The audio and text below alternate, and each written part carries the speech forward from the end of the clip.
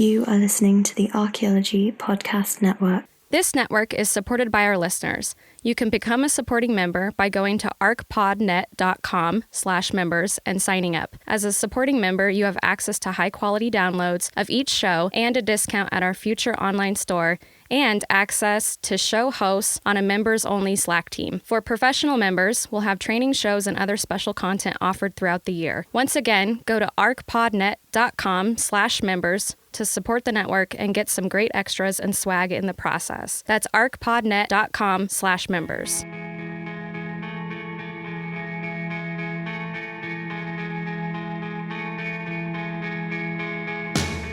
Hello and welcome to the Archaeology Podcast, episode 22. I'm Chris Webster. And I'm April Camp-Whitaker.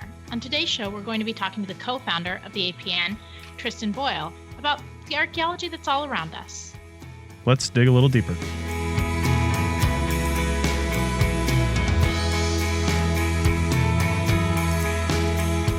All right, welcome to the show. So, if you are listening to this and you saw the Archaeology show pop up for 5 seconds a couple weeks ago as this posts, we tried to record this live, and that's going to work at some point. We're going to get these live. So, if you haven't liked the Archaeology Podcast Network Facebook page, go ahead and do that so you can get a notification when we do go live. And then we're not just going live because I like seeing my face on here, but because actually I don't like looking at it. But anyway, we're not going live, so we can do that. We're going live, and then we're also posting the show as audio later on, so you can still listen to it, of course, just like normal.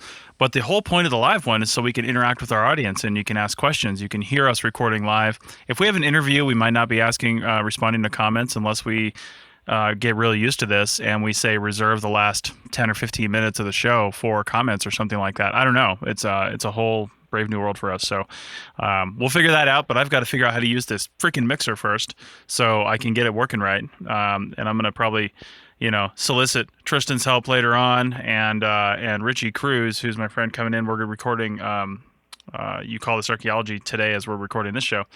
So anyway, this episode, however, is running smoothly now, and we have a somewhat special, he's always special, I guess, special guest, but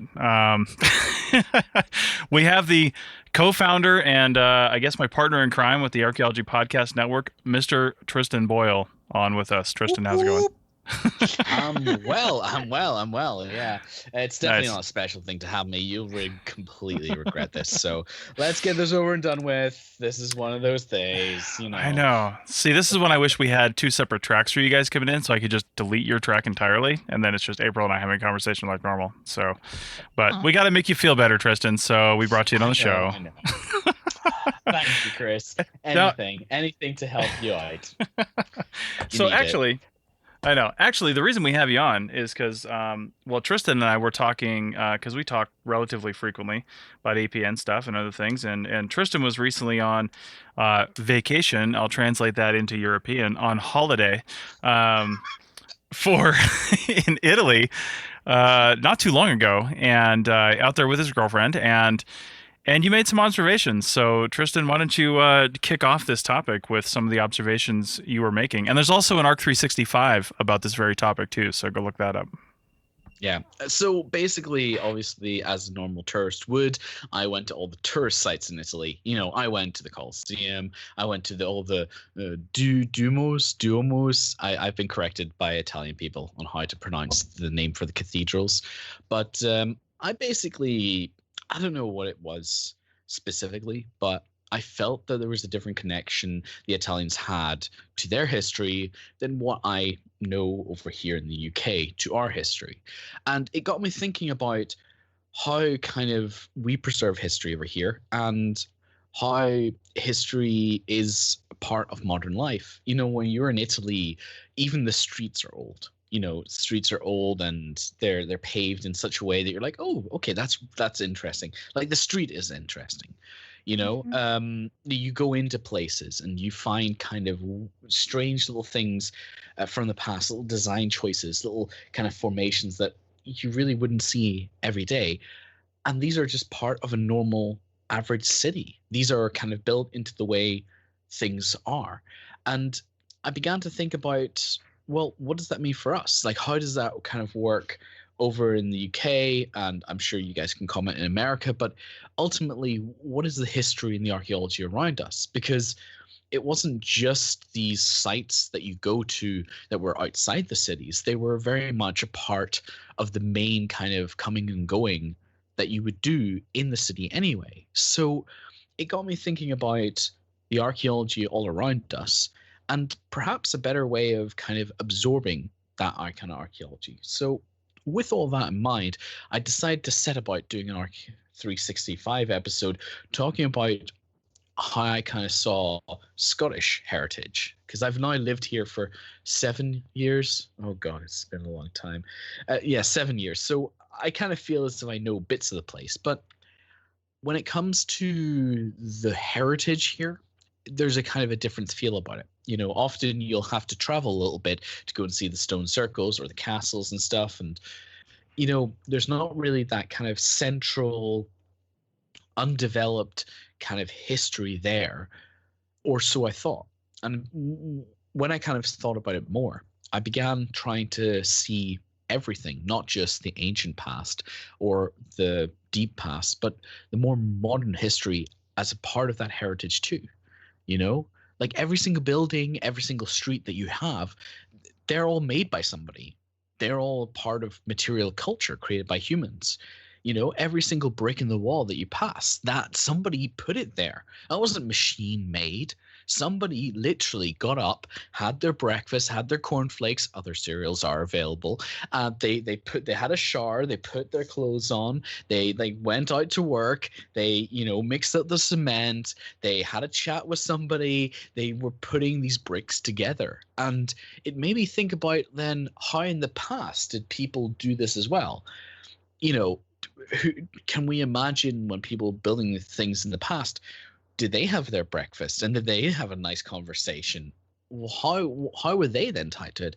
And it opened up this whole idea of how could we reciprocally talk about both the past as an interesting topic and see it as it is, but also then conversely apply that to the history we have right around us.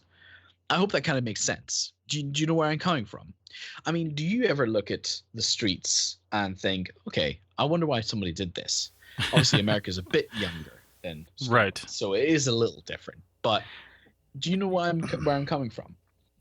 Yeah, and I'll start because first off, every time you say archaeology is all around us, that song from Love Actually goes through my head. But I don't know if that's just me. Anyway, and I can't stop thinking about it now. I can't think of that old guy singing archaeology is all around us. Anyway, so yeah, I think that's true. And it's funny, Tristan, that you're like, you think that about Italy, like you were in Italy and you had this revelation. I mean, because when we were in Scotland just 2 years ago, I mean, obviously coming from America, Scotland was all like that for us, and I was in Italy last year, and Italy was of course all like that. I mean, we were living in this small town where I think almost every single structure had some sort of antiquity to it compared to stuff in the United States. Of course, there's some new things, but we're in a small town, and a lot of the things there are just like really old, especially the streets. So it's interesting, and I was talking to my wife about this topic yesterday, I think, or this morning or something, and I think Americans tend to forget not only about the, I guess, more recent history around us, because it is more recent compared to other countries, but we also are surrounded, if you know how to look at it, we are surrounded by ancient history as well. And the Native Americans have been here for, it's disputed, but they've been here for at least 12 to 14,000 years is pretty concrete date. And it could go back way, way farther. So, and especially if you live in like the Midwest or something like that, that little rise in that farmer's field, or that little hump in the forest is possibly a mound, even a burial mound, built by Native Americans 3,000 years ago, and you just don't know. So, and walking out here in Nevada, walking out here on the ground, you see stuff all around you, and I see a random projectile point or arrowhead sitting on the ground, and man, I sit there and think about it sometimes, and I'm like, how did this get here? What is the sequence of events that led this thing to get here, because it was quarried by somebody, or a cobble was found, and it was shaped, it was carried, it was probably treasured in the fact that they're, not easy to come by, not easy to make. I mean, probably back then they were, but somebody really wanted this thing, and now it's lying fully intact on the ground. What the hell happened to make that happen? Did the person die? Was it an arrow that misfired and they never found it again and it didn't happen to break when it hit? Was it inside an animal carcass that they processed and then just missed the arrowhead and trying to clean it back out, and now the animal's gone but the arrowhead remains? I mean, what's the deal? I don't know. And April, I know down in Phoenix where you are, the pueblos and things like that are just all over the place. Well, yeah, I think in the Southwest, it's really easy to see the archaeology and the prehistory because it sits on the surface of the ground. So you're hiking and all of a sudden there's a room block or a huge lithic or sherd scatter. So it's actually quite easy to connect with the prehistoric archaeology in casual and rock art and things like that, just in very casual manners. But I think it's a lot harder to appreciate kind of the urban archaeology because it's really recent. I live in a house from 1959 and people are like, oh, that's a really old house. Because for Phoenix, it's a pretty old house, but anywhere else, it's not. So I do historic archaeology, so I'm interested in that more recent tangible past. So I find that, just walking around town, if you start paying attention and start I think we're not taught how to read either urban archaeology or modern archaeology very effectively, even as archaeologists, because it's not something most of us focus in. And so once you start seeing it and thinking about it, when you start walking around, you start asking questions like, why is this street laid out like this? This is a really weird diagonal street that cross cuts everything. Oh, there used to be a canal here. This is the road that ran along the edge of this diagonal cutting canal. Oh, okay.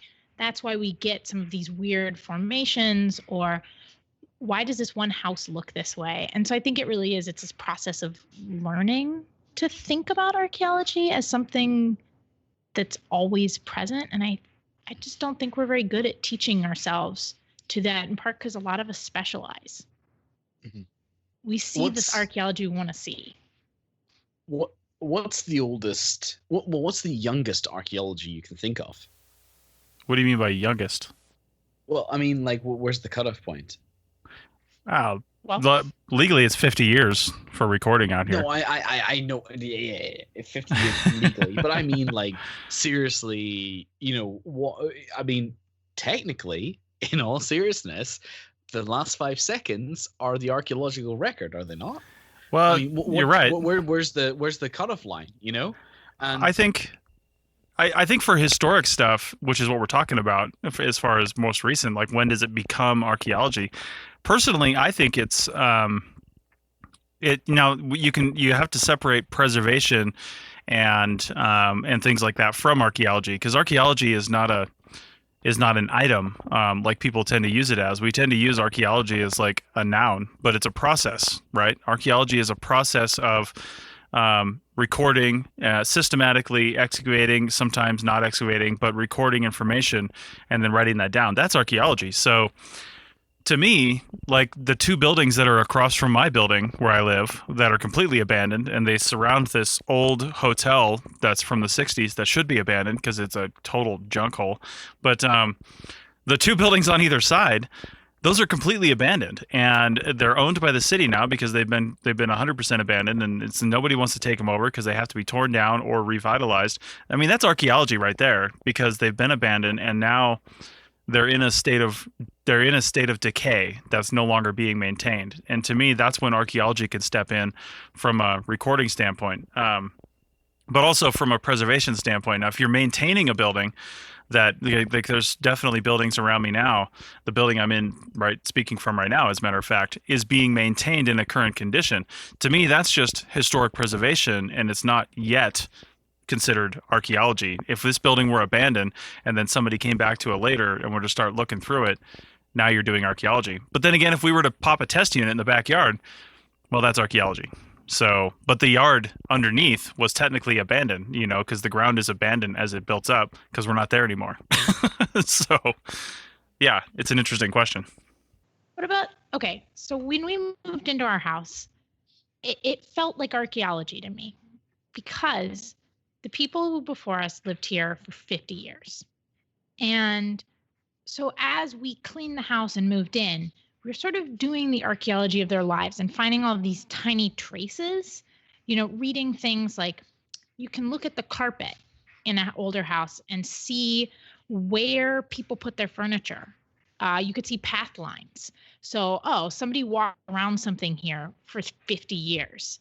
And you could sort of see the marks and wear patterns. And to me, it was sort of a form of archaeology because what I was doing is trying to read and understand how a past occupant who is no longer there had lived in this space, how they had moved through it, how they had interacted with this material and built world. And so it's not traditional archaeology, but it kind of is.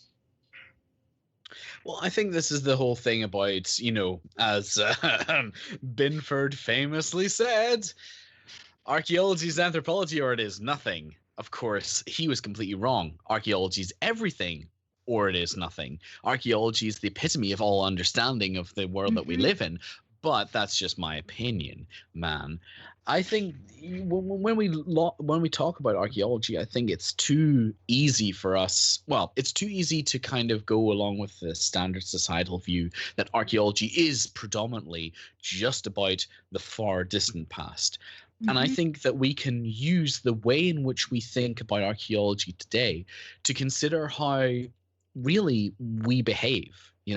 I think archaeology has very much a reflexive view, not just reflexive in the sense of how we investigate things, that we look at how we are looking, but rather we kind of begin to understand how we as humans affect the world in our own little ways and how we create things in a space. Like you were talking about the previous occupants of the house, how they would leave things behind. And then in contrast to how you have now used that space. And I think bringing those kind of very normal things to people and giving the public an idea that, well, people in the past would use their space in the same way that you use your space. I mean, there's no real difference. Humans have always used space for things. We have the kitchen to do one thing, the bathroom to do another, the living room for something else. And this is what people in the past had. The people in the past were not so different as people imagine. And by drawing those comparisons and bringing the past to people, I think we can get a higher level of interest and a higher level of understanding in that archaeology and the past. And I think that's what's key in kind of getting people involved in archaeology. Well, what's interesting about archaeology and anthropology is, I mean, if you break down the words, they mean exactly the same thing. Archaeo is Greek and anthro is Latin. So, but they both mean the study of humans. It's just we've taken archaeology to mean the study of past humans, right? So, but I don't necessarily really kind of agree with that because we interchange the words so much that implies that anthropology is the study of current human practice, like cultural anthropology and the variations on cultural anthropology. But then you've got paleoanthropology. That's not the study of current anything. And in fact, that's the study of pre-humans.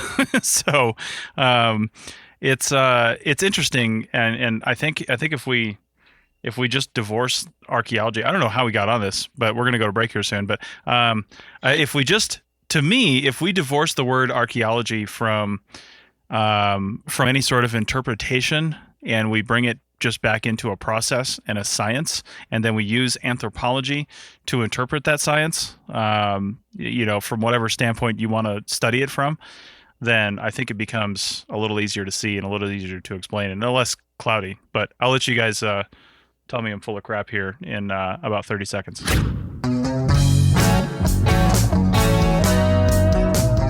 Hey, podcast fans, check out the ARC365 podcast at www.arcpodnet.com/ARC365. That's ARCH365 for your daily dose of archaeology. Each episode is less than 15 minutes long, and we have some great guests recording about awesome archaeology. We also try to throw in some definitions and basic archaeological information.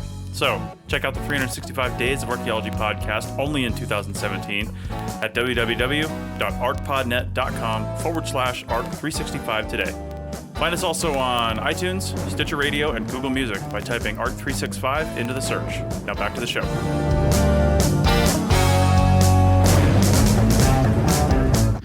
All right, we're back. And as usual, Tristan disagrees with me in that archaeology and anthropology mean the same thing, but archaeology is a process. So, Tristan, what the hell's wrong with you?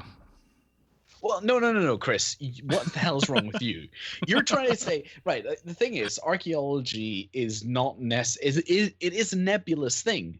Like, I'd say archaeology is everything, because ultimately archaeology has expanded beyond its, standard kind of format of we dig the past. Instead, it's kind of, I think there's much more to archaeology than just talking about the past. To me, archaeology extends into the future. It extends into how we preserve that past, for what reason we preserve that past. And I don't think there's really a simple and easy way to divorce basically the rituals that we perform as scientists and as anthropologists away from archaeology. We can talk about how we can do biomolecular testing, XRF, that's X-ray refraction, and a lot of other really cool chemical tests that we can do. But that doesn't take away from the fact that we always need to interpret information in archaeology. And that's why archaeology is almost emotional in some way. But I don't think that's a bad thing. I think that archaeology provides both a way of us understanding the past, but through that, we understand how our society currently exists as well. And so when you were saying about, oh, well, we leave the anthropology afterwards and we separate and we just do the hard science and archaeology, it doesn't really work like that, because ultimately when you just do the science, you're just doing science. You're not doing archaeology. And I don't mean that in like a pejorative sense of it's not science. It's in a sense that science is merely a component of how we get that information, but not what we do with it. Archaeology is very much what we do with that information when we have it. And by connecting people to the ways and processes that we do in archaeology, by bringing archaeological ideas and emotions into everyday life, that's how we then make a case for why archaeology is important. Because that's what we're missing. We're missing the fact that archaeology is really important, and it's a really difficult war to win. But we can't split it up. I'm not saying it's not important. I mean, obviously, everything starts with archaeology, especially if you're not studying something that is current, like current cultural anthropology. You go out and study current living people. You interview them. You record what they do. With archaeology, we have to piece together that information, that same story, from the remains, from what they left behind, from their trash, from their junk. So archaeology is everything in the sense that it all starts with that. And I think about that a lot when I'm out recording on cultural resource management projects here in the United States, because a lot of times, because of the nature of CRM, we're going to be the last ones to ever see what we're recording. We're going to be the last ones to ever do anything with it, because it's going to be destroyed. So the information that I write down, if I'm having a bad day and it's hot out and I don't have enough water left and my crew chief is irritating me and, whatever's going on, and I decide to just say, there's nothing here, blah, blah, blah. It's just a couple flakes. I don't care, whatever. I'm not going to write that, but that's what my writing is going to reflect. That's now the story of that 3, 4, 5, 6, 7,000-year-old site. That's now its story. Is my crappy day is just, that's how that's reflected. I try to actively think about that when I'm writing that stuff down, even if it's just 2 flakes, even if it's just 2 cans. And I try to write down as much as I can about it. And that's what I mean by archaeology is the process. That's the process of archaeology. But I try to do very little interpretation on my site records. I don't think that's the time or the place. Now, I might try to do a little interpretation if this is a National Register significant site. If there's some criteria on the National Register of Historic Places that this applies to, then you kind of have to do a little bit of interpretation. You have to say, well, it's important because this. But if I'm not doing that, and we know it's not significant, then I try to leave interpretation out of it, and I try to heavily describe so other people in other contexts can interpret it based on, other criteria. Because if you're trying to interpret that site based on just the site alone, you're going to come up with probably a different interpretation than if you take a macro approach and you look at the 50 sites in that area and then put it all together as one big cohesive story. That's really verging into anthropology, though, and I don't think that's really archaeology. The archaeology is the process of making that happen, the baseline, the foundation, and then you get into anthropology. That's what I mean. What about you, April? Whose side are you on? Pick sides. Go on. Whose side are you on? Can I pick the middle? Oh, centrist. Oh, come on. Can I be a centrist? Yeah, I like that. I like spoken like a historic archaeologist. I'll tell you what. Yeah, well, I think it's hard because I think part of what this comes down to is it's very hard to separate interpretation out of archaeology completely. Because even when you're trying to write these really detailed, careful site records and avoid interpretation, you're still making certain types of interpretations just by what you choose to include, because you're kind of deciding what's important and what's not. And that's an interpretation of the site right there. And so I think, but that's one of the challenges in anthropology, in archaeology, is that we're not an objective science. There isn't the same kind of hard and cold cut result that can be easily replicated over and over and over again. It's not possible for us. And so we're always doing forms of interpretation, even in choosing what tests we're going to run, in choosing the site that we're going to study. It's still interpreting what we think is happening there, even before we start doing archaeology often. And so, I think this is just part of the challenge, is that archaeology and anthropology are both separate. And you're right, archaeology is partly a process, but it's very hard to separate the two completely, I think. They're very intertwined because we're partly using these anthropological tools and mindsets, but we've augmented them with the processes and methods and thought processes of archaeology. Basically, I'm saying we're better than straight up anthropology here. Thank you. I agree with that. I mean, the thing is then, how do we kind of put that in a way that more people kind of feel that, feel the same way about archaeology as we do? Obviously for us, I mean, I definitely speak for myself here. Archaeology is very, very important. But ultimately, in the general scheme of things, people are only really interested by really old stuff and the majesty of old stuff. The kind of like, ooh, that's really interesting. That's ages, that's thousands of years old or hundreds of years old. Do you think that when we talk about interpretation, do you think there's almost like a need to kind of include a much more embracing of modern or historical archaeology, what you do? I mean, how does historical archaeology, April, in your eyes, kind of differ from prehistoric archaeology in the way that you present that to the public? That's actually a really good question. I think, all right, as I'm thinking about how we approach it to the public, because I work with World War II stuff, and so we're actually working with community members who lived at the sites we worked at. And part of it is convincing them that their memories, their experiences, and their material objects have great intrinsic value and tell stories. And so I think this comes down to using some of the tools that Chris is talking about, some of the methods of archaeology, and showing them how they can apply it or how it can be applied to the modern world and used to reconstruct the past and share the past through interpretation. And so saying, okay, look at your family photo album. This is a material object, an archaeological object that tells the story of your family. Now let's unpack it. Let's excavate this photo album and think about, who made it? Why did they make it? How did they make it? What are the images that it shows? What do the different images show? What's the story they tell? What places are these objects rooted in?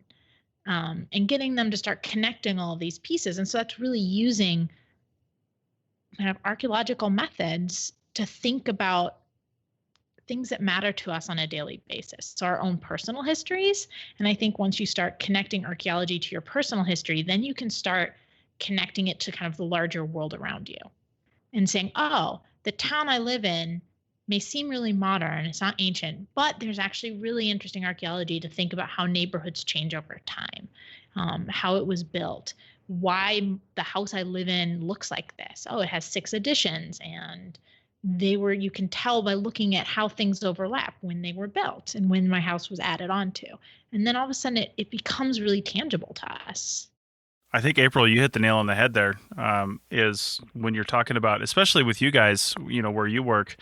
I mean, you actually have people that, lived in the camp that you're studying, the place where you're at, when they were children, and you can talk to them, those people and their descendants for sure. And, but that's the thing is you said that their stuff tells a story that's important, because you're finding with archaeology, you find stuff. And this is the thing I've been hammering on podcast after podcast lately, and I'm glad it's coming up sort of organically and I didn't have to bring it up, is that the artifacts are not themselves the important things. The artifacts help tell a story, and the artifacts help relate that story, to the surroundings. And that's why it's important that artifacts are found in place, in association with the other things where they were initially left with, so we can fill in the parts of that story a little better. And that's the important part, and that's why archaeology itself is important, in the fact that we need to, since we may never see the site again, in a lot of cases over here in the West, we have to record with as much detail as possible how that artifact was found, where it was found, what it was found in association with, what orientation it was found in sometimes is important, things like that.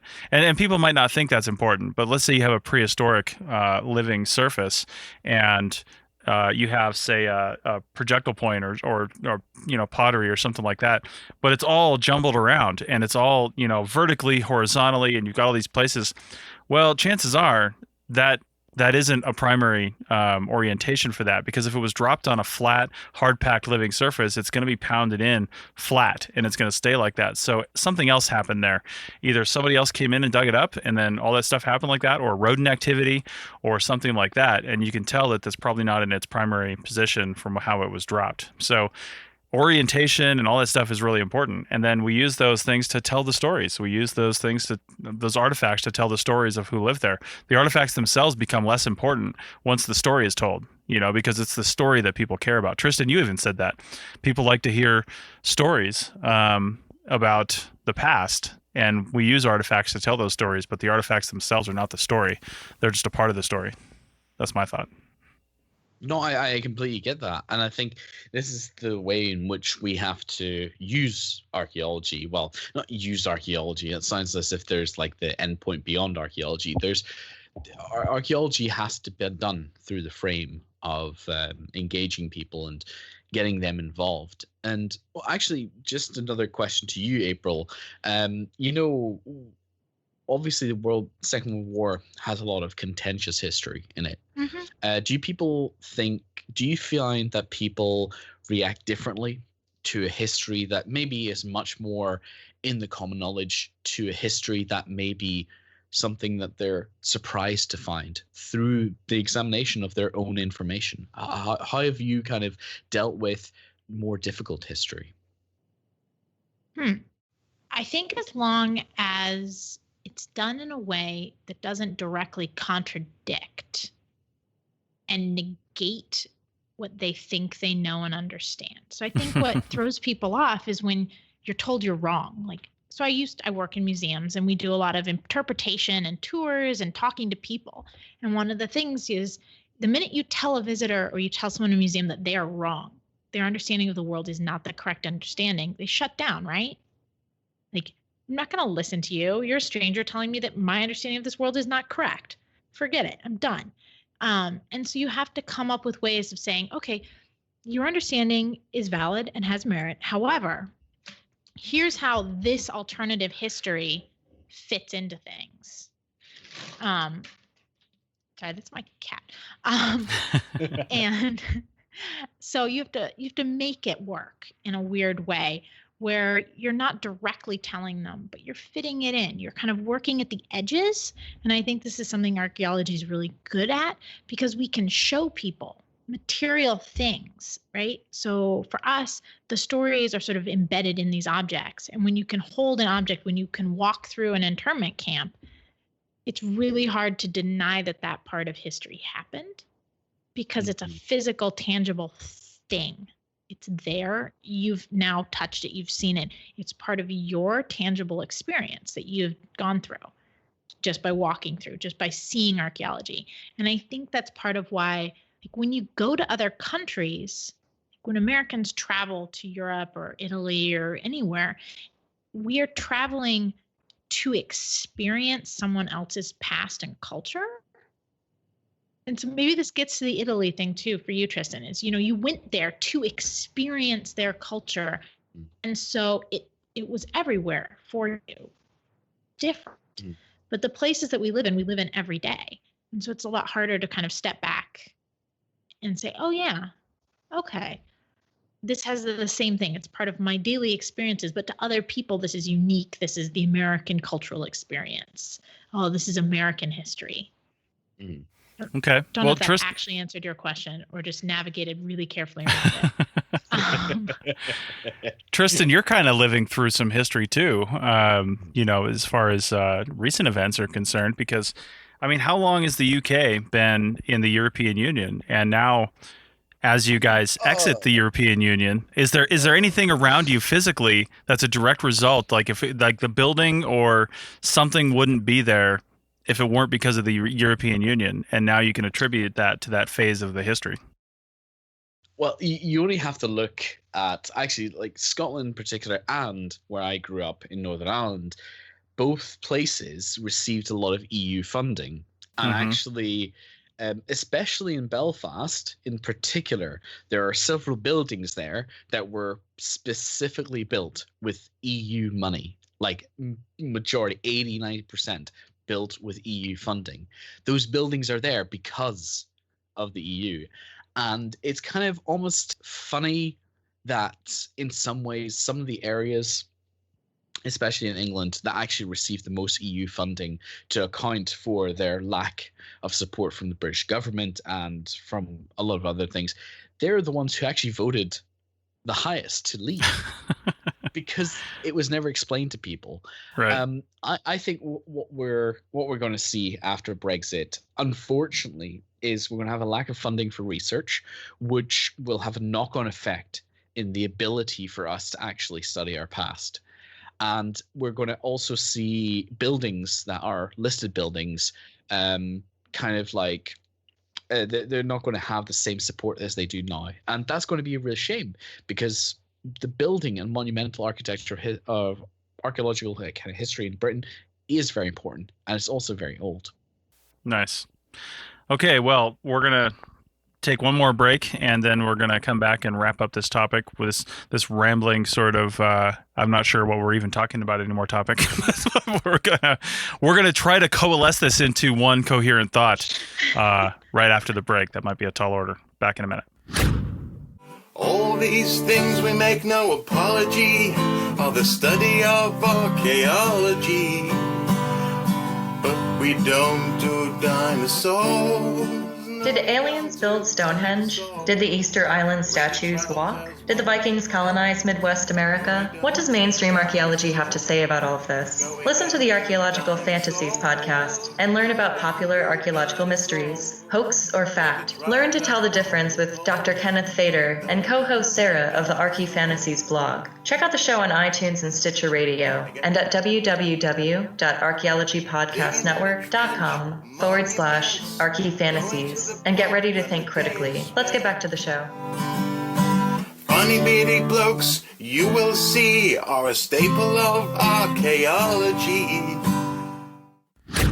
All right, we're back. So, Tristan, I'm going to throw this back to you, because we started talking about how, archaeology is all around us, and we need to be more observant.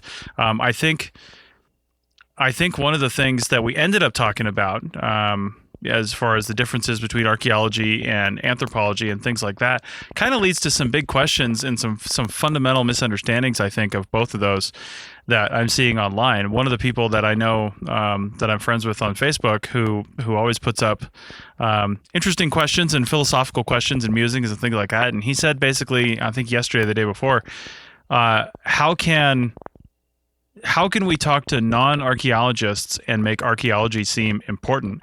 And that seemed like a really weird question to me, because like I said, I do see archaeology as a process, and I see that it's important to do that, but that's not what we should emphasize to the public. I think we should emphasize the telling of stories to the public, and one of those methods is archaeology, because in like April's case, they're using multiple methods to tell the story of Amache. They're using archaeology to tell stories or clear up stories in some cases, when you find out the real story behind something.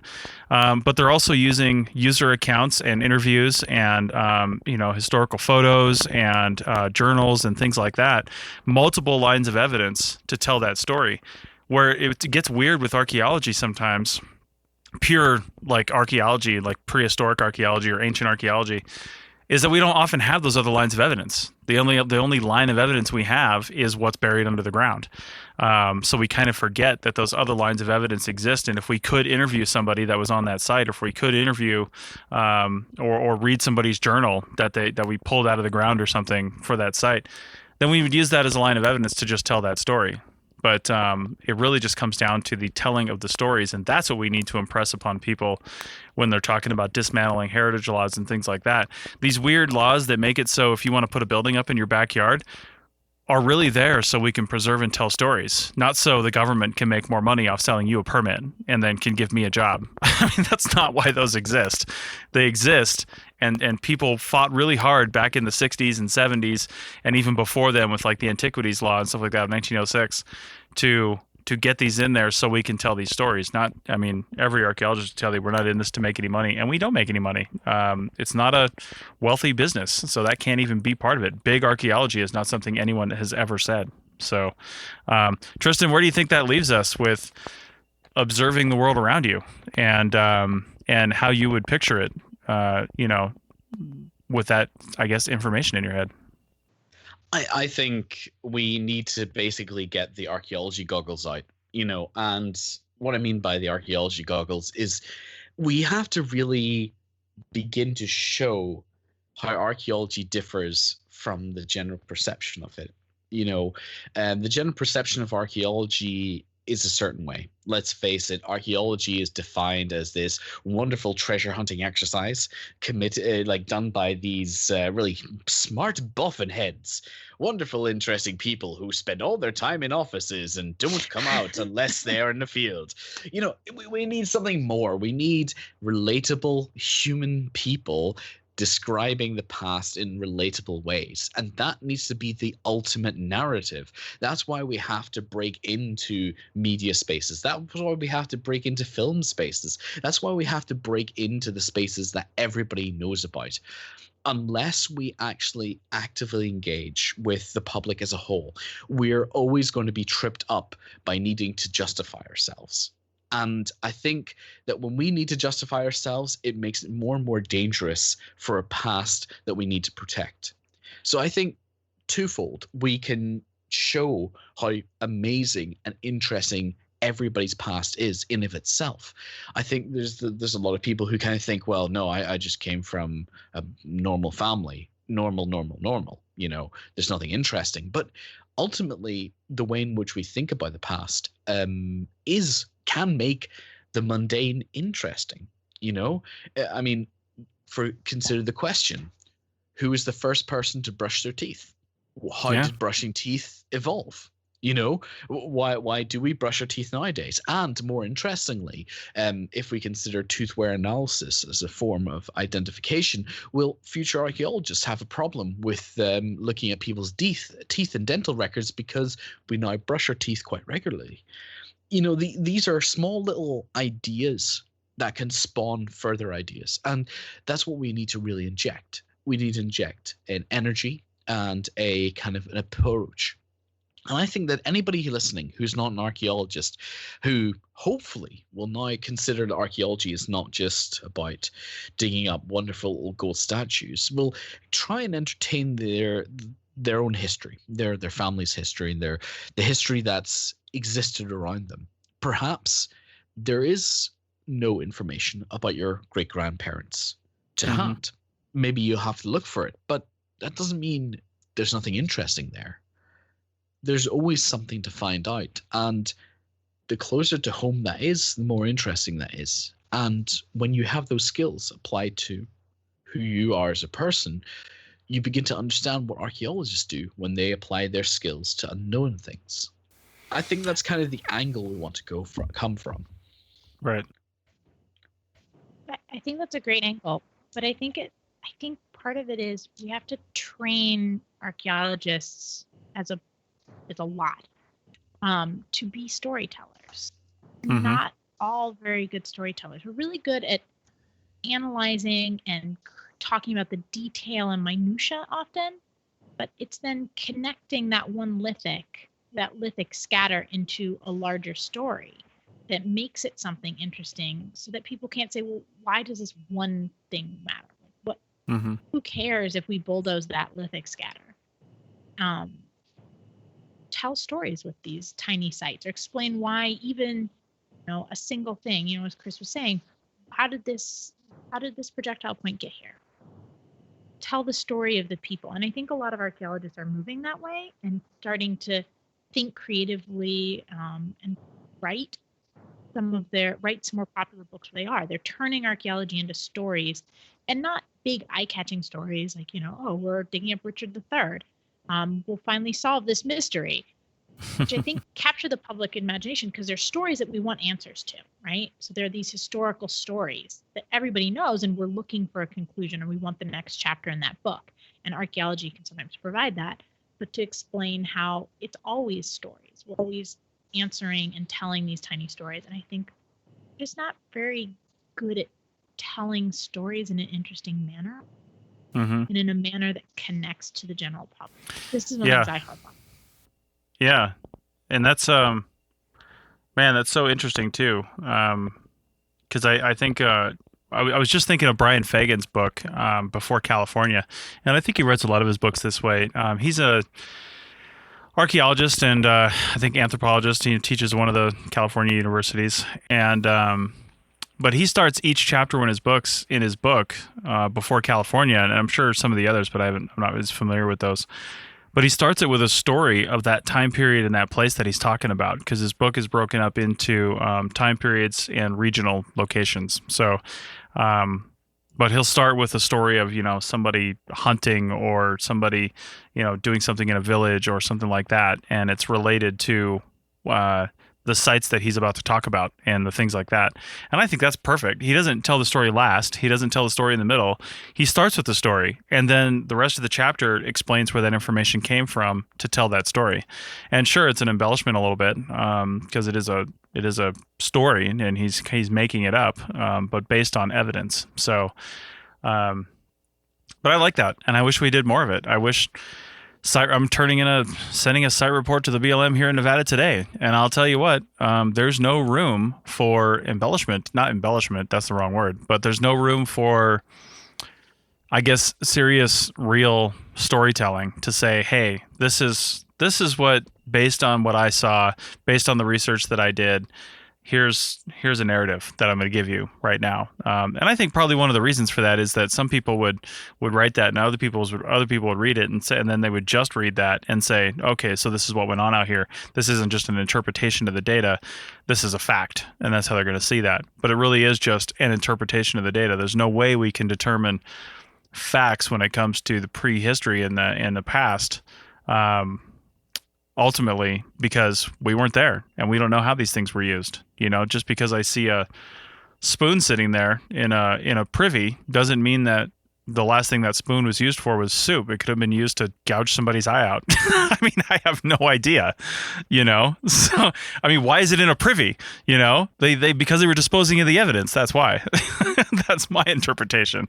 But somebody else may see that completely differently. And I'm sure, April, I mean, geez, some of the artifacts, especially at Amache where you guys are, especially since what you're finding is after people left, and they probably, when they left there, they probably didn't want to hang around. They got the heck out of there. And it's like, I've seen a house after I've left it, when we move and you have to spend 2 days cleaning, and you're throwing stuff away and you're doing these things. And I know living today is different than living in the 40s, but, it's, you're trying to interpret what happened there while people live there based on, what was left after just a brief period of time of things being used and probably tossed around and, different stuff. And that's one thing you have to take into account, I guess, when you're telling that story. Yeah, no, definitely.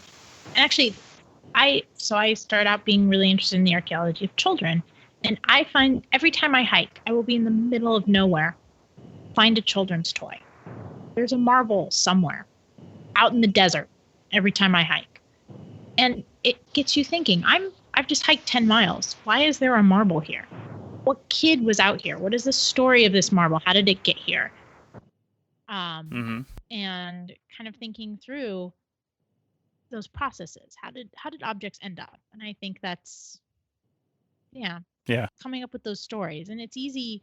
I think this is part of why using people's own history is nice, because it's easy to create stories about people you kind of knew. Like you can create a story about your grandma because you sort of knew her and you knew how she'd respond to situations, or you've heard stories about her. And so your own past is very easy to populate, kind of imagery and knowledge. To bring this back around to you, Tristan, and observing the archaeology around you, I think you should start the Brexit Archaeology podcast. And go out and make each episode about some sort of building or built environment that is Brexit related. I think we can preserve it. Quite a few episodes. I think for me, we have this constant kind of pressure, Brexit, but at the end of the day, this is a process that's ongoing. I'm sure the history books will have more than enough to write about it in hindsight, but I think, you know what, I'm going to talk about the interesting history if I'm going to talk about any of it. And to be absolutely fair, before Brexit actually physically really does happen, I'm going to live in the dreamland that maybe somebody's going to mess it up and miss a deadline and it won't happen or something like that. This can still happen. But no, I think nice. I don't want to place undue importance on something that is, yes, it's going to affect a lot of things, but ultimately archaeology and history of Britain is not just its connection to the EU. The connection to the EU is less than 100 years old, and there's been so many other things that happened in the UK before that. I think, the kind of ideas that maybe political lines mean something don't really mean anything. I mean, look at America. Look at the differences between states. I'm sure that if you look deep enough into the past, state lines don't really mean anything. You have groups of people living basically across state lines. So in the same way, archaeology here in the Middle West has some sort of, it doesn't really follow the lines that already exist. I just hope that we are able to, with all the cuts of austerity, to really still be able to keep up with the demands of our history. And that means looking after our places, our people, and our records. And that's really important. We'll see how that goes.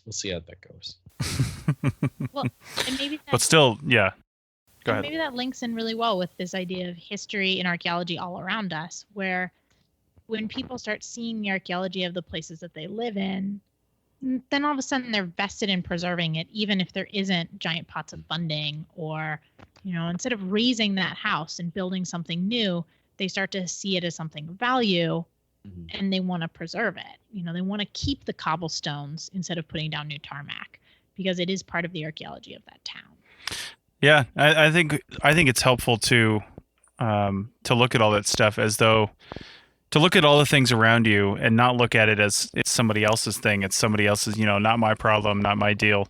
But look at it for what it is as historical, because we tend to focus on our own stuff pretty heavily. And we are interested in those stories, but we just need to realize that maybe somebody's not telling all those other stories, and we need to look around us and find those. Because, like, for example, April, that your brand new babies are not going to be able to tell their own story of this time in their life because they're just trying to figure out how to think and be humans right now. So you've probably taken 1,000 photographs already, or you and a whole bunch of other people have already taken all these photographs so you can help tell that story for them when they're old enough to understand it, and then embarrass them when you show them pictures of them in the kitchen sink. That seems to be like a requirement of moms to do. I'm not really sure why, but anyway.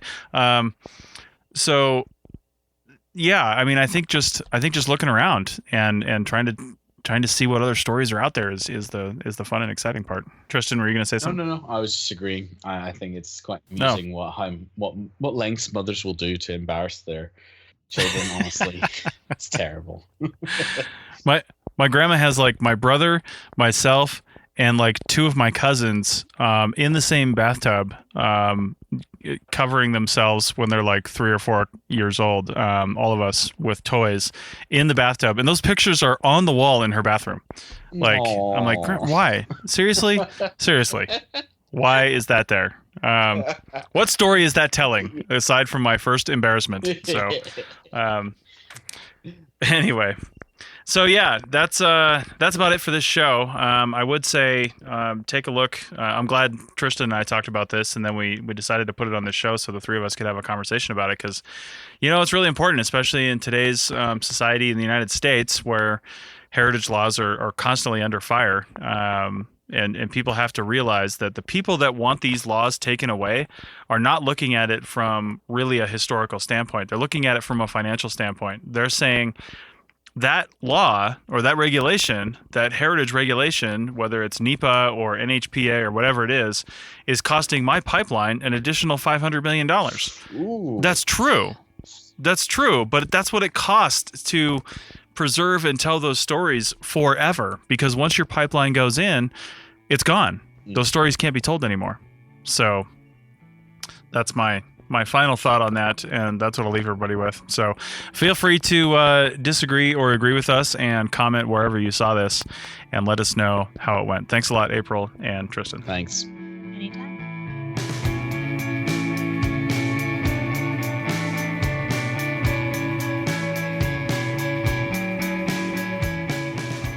Thanks for listening to the Archaeology Podcast. We hope you enjoyed it. You can provide feedback using the contact button on the right side of the website at www.archaeologypodcastnetwork.com/archaeology. Or you can email Chris at archaeologypodcastnetwork.com. Please like and share the show wherever you saw it so more people can have a chance to listen and learn. Send us show suggestions and follow ArchPodNet on Twitter and Instagram. This show was produced by the Archaeology Podcast Network. Opinions are solely those of the hosts and guests of the show. However, the APN stands by their hosts. Special thanks to the band Sea Hero for letting us use their song I Wish You'd Look. Check out their albums on Bandcamp at seahero.bandcamp.com. Check out our next episode in 2 weeks, and in the meantime, keep learning, keep discovering new things, and keep listening to the Archaeology Podcast Network. Have an awesome day.